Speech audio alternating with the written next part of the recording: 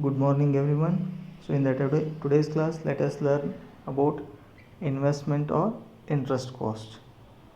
So this investment or interest cost represents the annual cost of capital invested in a machine.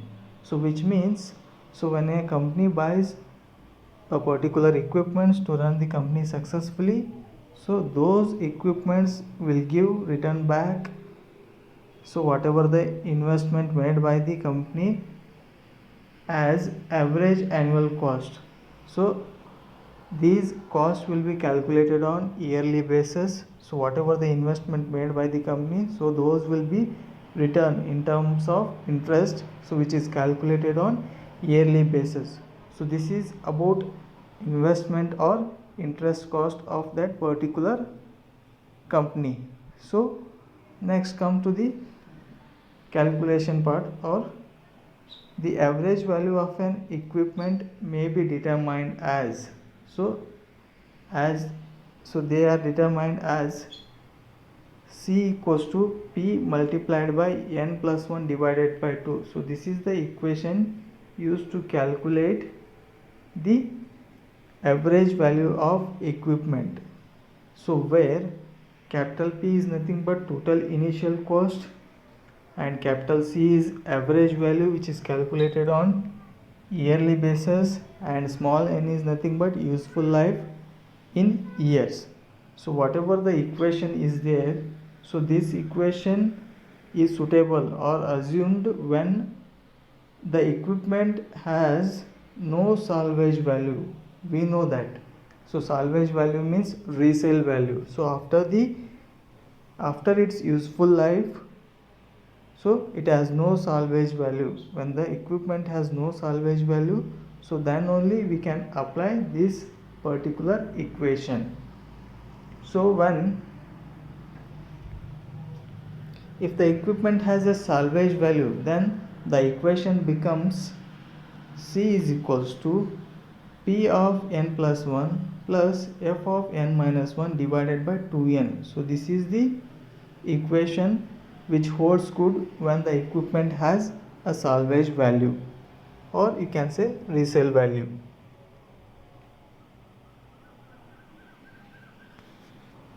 So let us move to the example part so that you will get a clear idea. So consider first example. Consider a unit of equipment costing rupees 5 lakh with the useful life of 5 years. Find the average value. So we know that the formula for that is the equation without salvage value, we know the formula C equals to P of n plus 1 divided by 2. So this is the formula with no salvage value. So here P is given and small n is given. So they have not given capital F. So salvage value is not given. So apply the first equation. So substitute the values and calculate average value of that particular equipment, so as shown. So again consider the second example. So again consider the same example. Consider a unit of equipment costing rupees 5 lakh with an estimated salvage value of 50,000 and useful life is also same, that is 5 years. Calculate the average value of that particular equipment. So again what they have given, so they have given capital P, that is 5 lakh initial investment. So n is nothing but 5 years, and one more data they have given, that is salvage value F is equals to 50,000. So when we know that when they provide salvage value for that particular equipment, then the equation becomes C is equals to P of n plus 1 plus f of n minus 1 divided by 2n. Just now we have studied, so 5 minutes back. So substitute the values. So whatever the values they have given, calculate average value for the given data. So as shown So let us move to the next topic, that is selection of construction equipment. So as we know that construction of equipment plays a significant role in the field of construction, and a well planner has to choose the best alternative that provides the best value from a cost and schedule perspective. So based on these, again there are some factors we need to be considered. So what are those factors? Let us learn one by one. So that first one is site condition.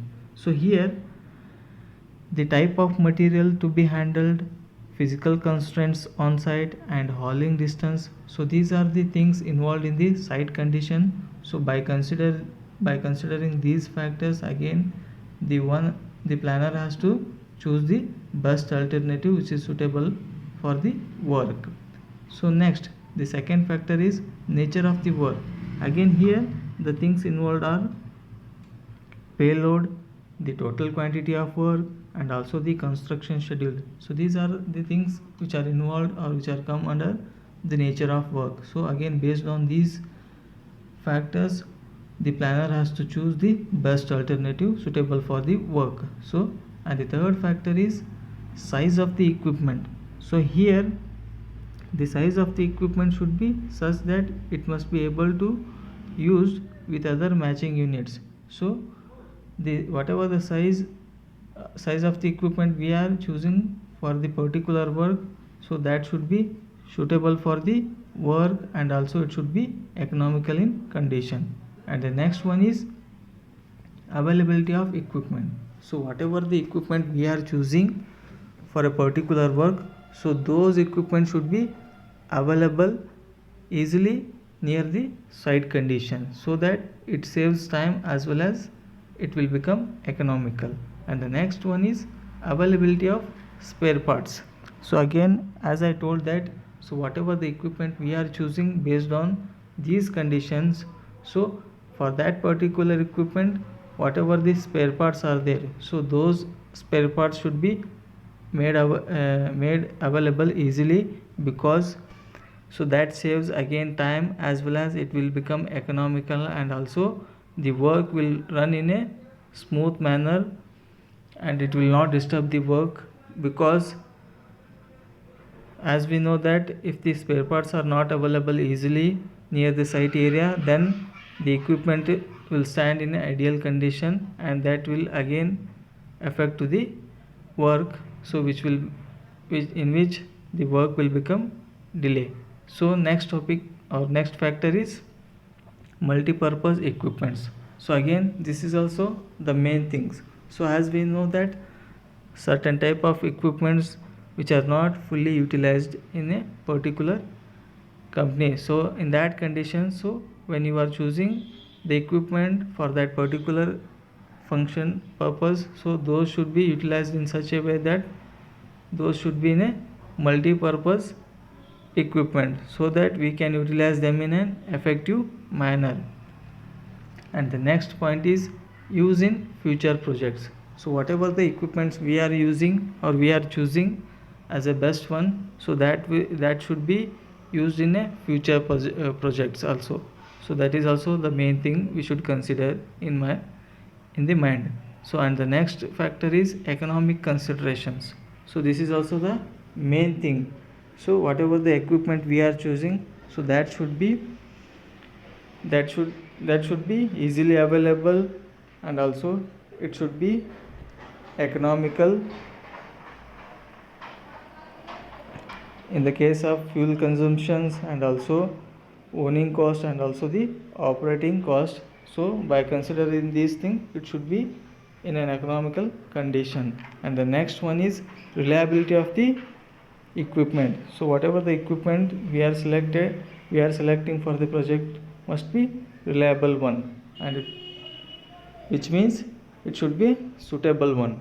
And the last one is operating requirements. So here the equipment selected should be easy to operate and maintain, and also acceptable to the operator, and should have lesser fuel consumption. So this is also the other important factor we need to be considered while selecting the construction equipment.